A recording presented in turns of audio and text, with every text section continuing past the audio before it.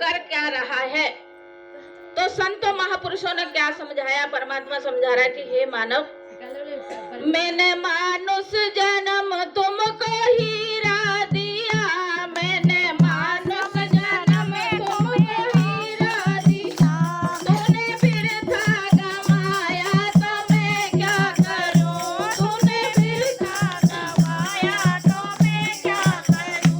मैंने मानुष जन्म तुमको हीरा दिया, मैंने मानुष जन्म तुमको हीरा दिया, तूने प्रभु को भुलाया तो मैं क्या करूं, तूने प्रभु को भुलाया तो मैं क्या करूं। वेद रचना करी ज्ञान के हेतु में, वेद रचना करी ज्ञान के हेतु में, मौके मौके पर आकर बताता रहा, मौके मौके पर आकर बताता रहा। धर्म ग्रंथों में संतों का अनुभव भरा, धर्म ग्रंथों में संतों का अनुभव भरा, गीत मजनू के गाए तो मैं क्या करूं, गीत मजनू के गाए तो मैं क्या करूं।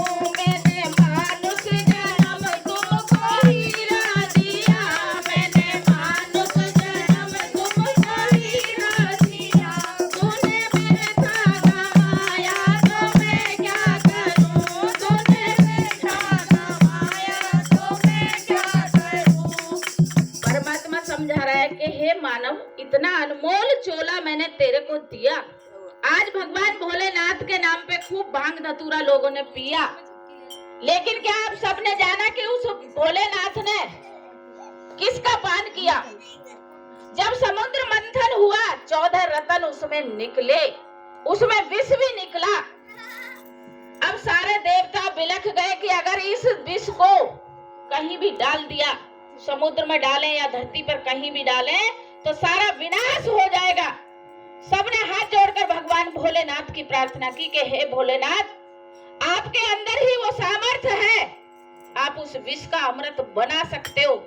तब भगवान भोलेनाथ ने उस विष का पान किया और कहा कि कंठ से नीचे नहीं जाने दिया, क्योंकि हम सबके घट में और भगवान शंकर के अंदर भी अमृत भरा पड़ा है।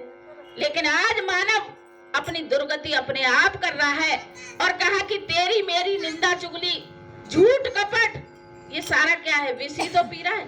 सत्संग में दुर्लभ लोग आते हैं, कथा कीर्तन भीड़ भर भर के, सत्संग सुनना नहीं जाते। तुलसीदास जी ने क्या कहा कि सुतदारा और लक्ष्मी पापी घर भी हो, और संत समागम हरि कथा तुलसी दुर्लभ दो।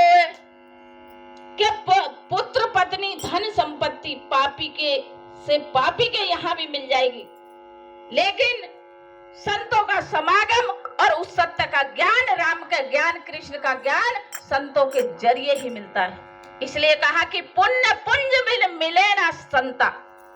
जब पुण्य एकत्रित होते तो सत्संग मिलता है, सच्चे संतों का संग मिलता है। आज दुनिया बाहर कहा कि बाहर मुखी सदा दुखी और अंतर्मुखी सदा सुखी। कि उस अंतर के ज्ञान को जान जिसको भोलेनाथ कर रहे हैं। आज भोलेनाथ क्यों समाधि में लीन है, कभी ये सोचा? जन्माष्टमी आई, व्रत रख लिया, बहुत अच्छी बात है। शिवरात्रि आई, रख लिया। नवरात्रि आए, माता आ जाओ आ जाओ। अरे वो माता कहीं गई नहीं है, तुम्हारे अंदर बैठी है, 10वें द्वार में बैठी है। कि या देवी सर्वभूतेषु प्रकाश रूपेण संस्थिता, नमस्तस्ये नमस्तस्ये नमस्तस्ये नमो नमः। कि वो माता रानी साक्षात सर्वभूतेषु का मतलब हम सबके अंदर 10वें द्वार में बैठी हुई है, अखंड प्रकाश के रूप में। मन मथुरा दिल द्वारका काया काशी जान, और 10वां द्वारा तेरी देहराता में ज्योति पहचान। आप मेरे को बताओ, मेरा एक प्रश्न है सभी माता बहनों से, इतनी उम्र आपकी सबकी बीत गई, क्या आपने उस दिव्य ज्योति का दर्शन किया? तीसरा नेत्र खुला जो भगवान शंकर का खुला हुआ है, जो सबका खोलने के कर रहे कि महामंत्र जो जपत महेशु काशी मुक्त हेतु उपदेशु। भगवान शंकर ने उस महामंत्र को जाना और सारी काशी को मुक्त करने के लिए उसका ज्ञान दे रहे हैं, उस नाम का भजन कर रहे हैं। तो इसलिए संत समझाते हैं, मैंने मानव जन्म तुमको हीरा दिया और तूने तेरी में, मेरी में, निंदा में, चुगली में, दुनिया भर के छल कपट में। सास ने कुछ कह दिया, बहू फूल के कुप्पा हो गई, मेरी सास ने कह दिया। दौरानी जिठानी, बहन बहन, हर कोई भाई। राम भगवान से रामचरित रामायण हमें क्या सिखाती है कि जिस राम को राज तिलक होने जा रहा था, एक रात में वचन बदल गया और हंसते हंसते राम जी चले गए वनवास में, त्याग दिया राज। और दूसरा भाई भरत से शिक्षा ले कि राम जी राज देना चाह रहे हैं, भरत ले नहीं रहा। लेकिन आज देखो इस भारत की दुर्दशा। रामायण गीता सब पढ़ते हैं, लेकिन कहा कि उस चीज को नहीं समझ रहे। छोटे से धन के ऊपर बेटा बाप को मार रहा है, भाई भाई में इतनी कल है, इतनी लड़ाई हो रही है। कहा कि हमारे ग्रंथ क्यों बने, हमें सीख देने के लिए, खाली पढ़ने से नहीं कल्याण होगा। कहा कि उसको अमल करो, उसको जीवन में लाओ। तो समझाया कि मानव चोला हमें मिला किस लिए कि ये घट में हमारे परमात्मा बैठा हुआ है। वो भोलेनाथ हम सबके अंदर है, कहीं बाहर नहीं है। जो आज दुनिया बाहर ढूंढे जा रही है कि काहे बजावे शंख नगाड़े, काहे करे अजान रे, काहे बजावे शंख नगाड़े, काहे करे अजान रे। ढूंढ सके तो ढूंढ ले, तेरे अंदर है भगवान रे। ढूंढ सके तो ढूंढ ले, तेरे अंदर है भगवान। ये काहे बजावे शंख नगाड़े, काहे करे अजान रे, काहे बजावे शंख नगाड़े, काहे करे अजान। ढूंढ सके तो ढूंढ ले, तेरे अंदर है भगवान। और मिर्गा जैसे फिरे भटकता, चंदन तिलक लगाए तो। मिर्गा जैसे फिरे भटकता, चंदन तिलक लगाए तो। हाथ में माला कंठ दुसाला, सिर पर केस बढ़ाए तो।